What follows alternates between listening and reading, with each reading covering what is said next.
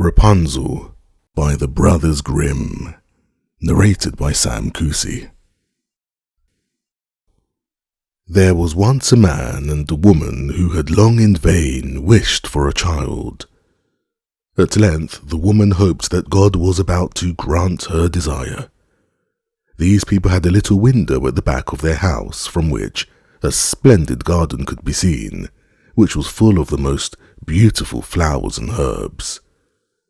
It was, however, surrounded by a high wall, and no one dared to go into it because it belonged to an enchantress who had great power and was dreaded by all the world.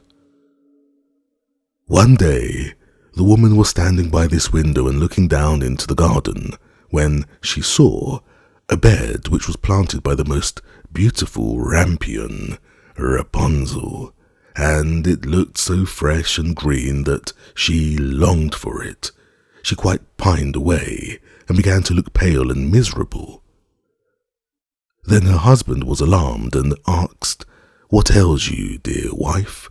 "Ah," she replied, "if I can't eat some of the rampion, which is in the garden behind our house, I shall die."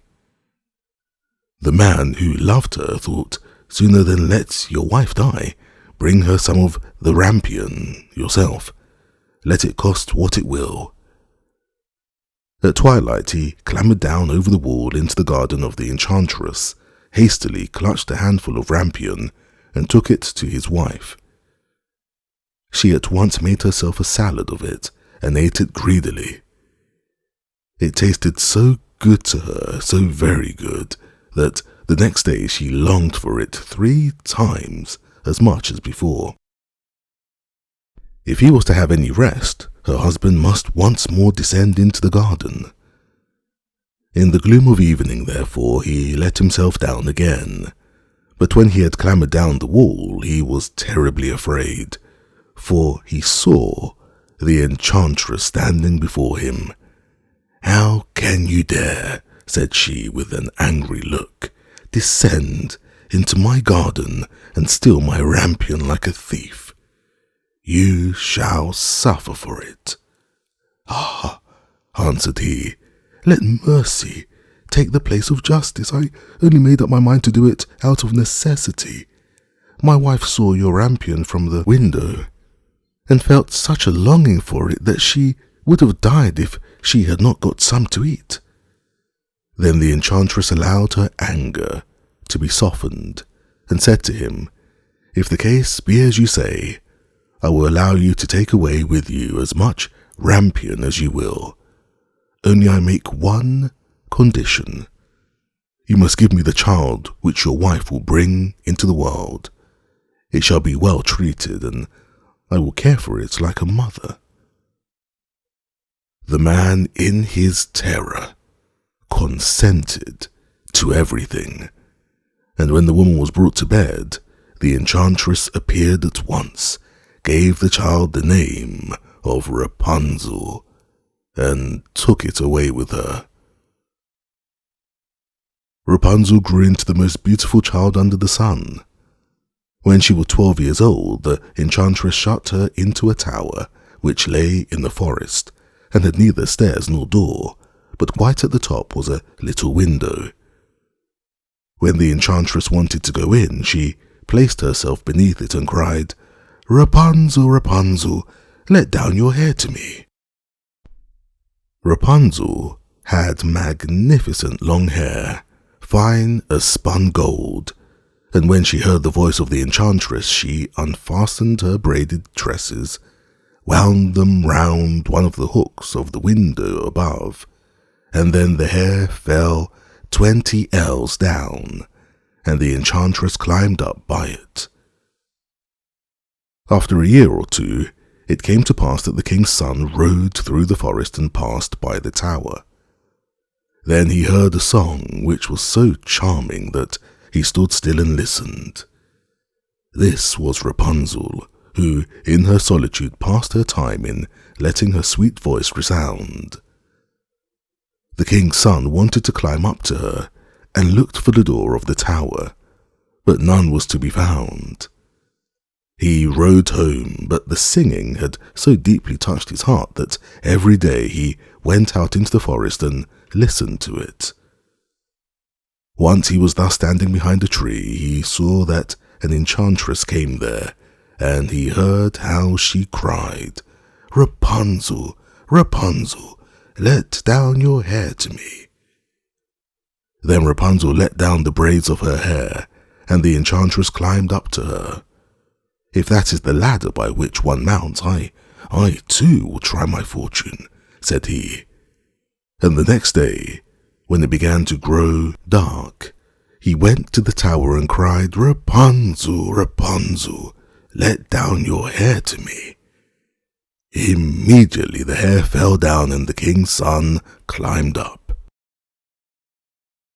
At first, Rapunzel was terribly frightened when a man, such as her eyes had never yet beheld, came to her, but the king's son began to talk to her quite like a friend, and told her that his heart had been so stirred that it had let him have no rest, and he had been forced to see her.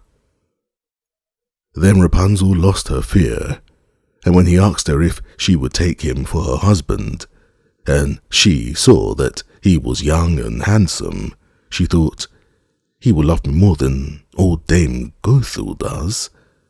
And she said yes, and laid her hand in his. She said, "I will willingly go away with you, but I do not know how to get down.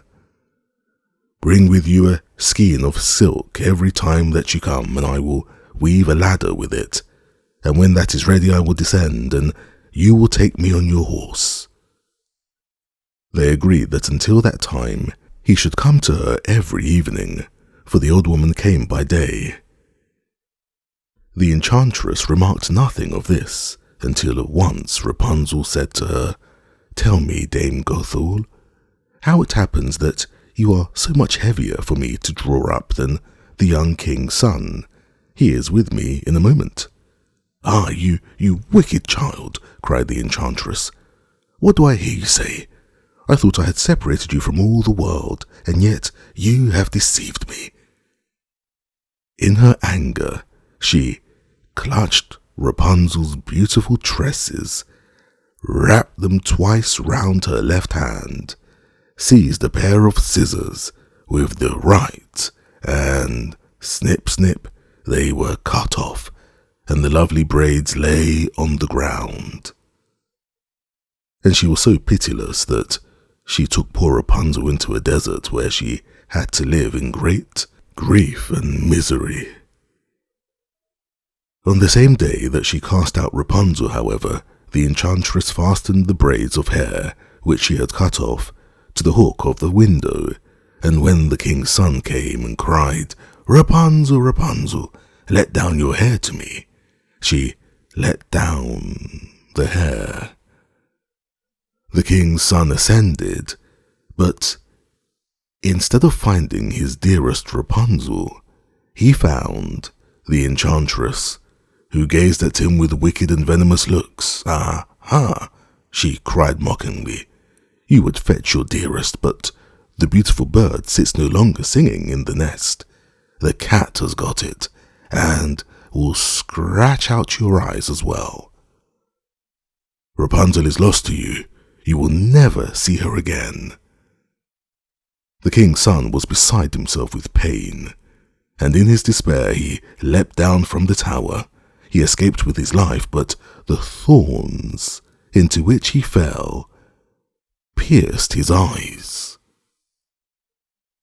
Then he wandered quite blind about the forest, ate nothing but roots and berries, and did naught but lament and weep over the loss of his dearest wife. Thus he roamed about in misery for some years, and at length came to the desert where Rapunzel, with the twins to which she had given birth, a boy and a girl, lived in wretchedness. He heard a voice, and it seemed so familiar to him that he went towards it. And when he approached, Rapunzel knew him and fell on his neck and wept. Two of her tears wetted his eyes, and they grew clear again, and he could see with them as before. He led her to his kingdom, where he was joyfully received, and they lived for a long time afterwards, happy and contented.